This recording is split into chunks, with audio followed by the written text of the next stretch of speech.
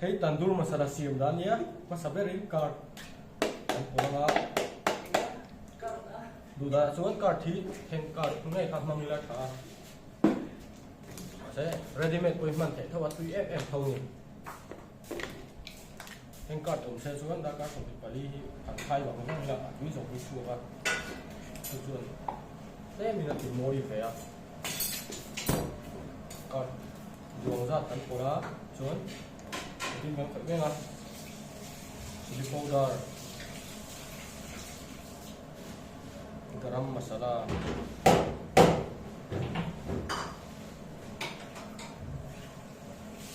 cuman kasuri methi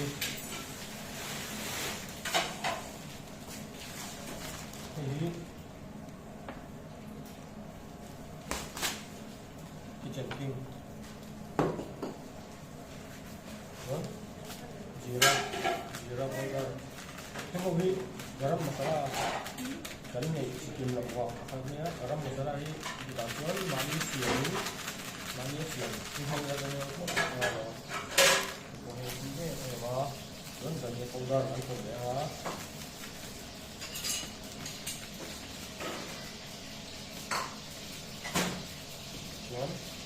Jiji paste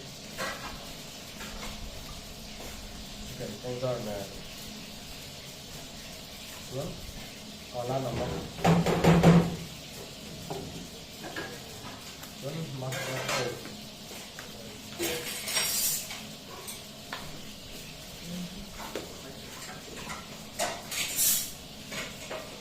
red color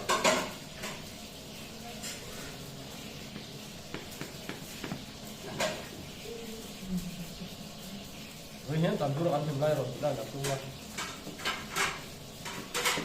Masa berak pun masalah siam, tak tahu ya. Ini masalah mix doa dia.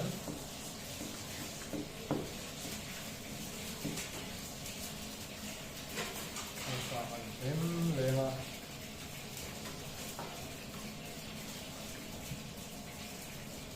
Tapi kan tak boleh lang. Santu. Kalah nama kak, dua ini altok lah, sehingga mungkin atas masih biar asyik tujuh ya.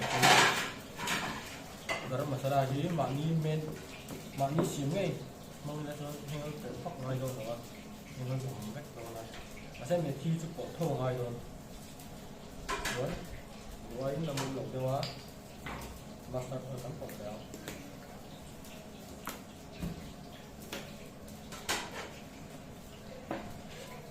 Oleh kat di songkak, tandoor masala serban suria.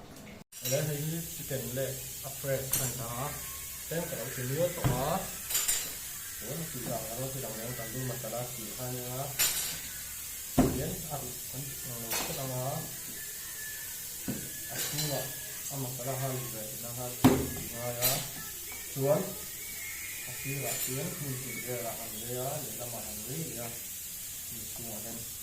Ada lawat hampir kau ni memang mungkin tandoor masalah yang kami sangat tuan dengan kemudian dah kat vel kan siap lang tuan kan hem yang siap kan hem lain kalau silang yang ini sila tandoor siap tandoor hanya sika ada silang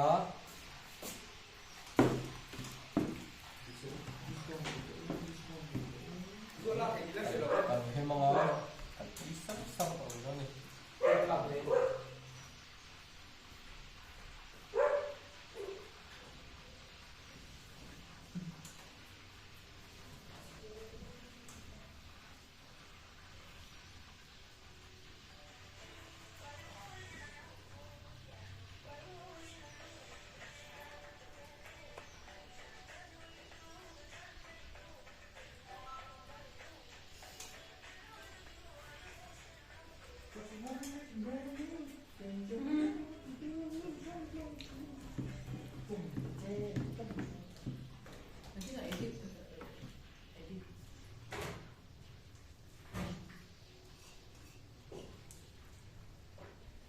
Silakan saya kap masalah.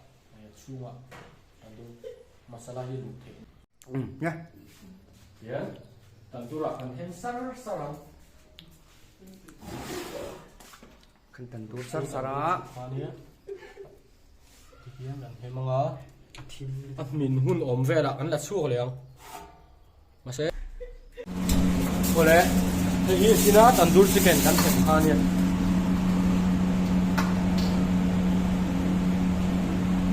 chuan tuna kan tuam anga kan tuam phat a chunga lo min ka te big don ni sira ko chen kan tuam me nga chicken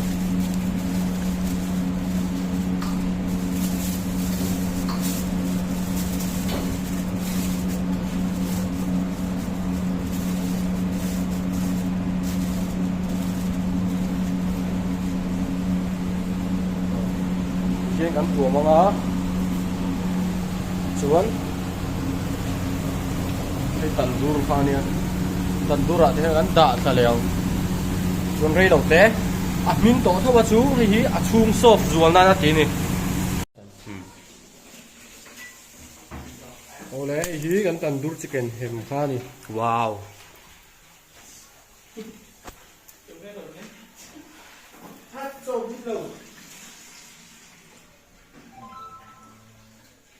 kan isat sa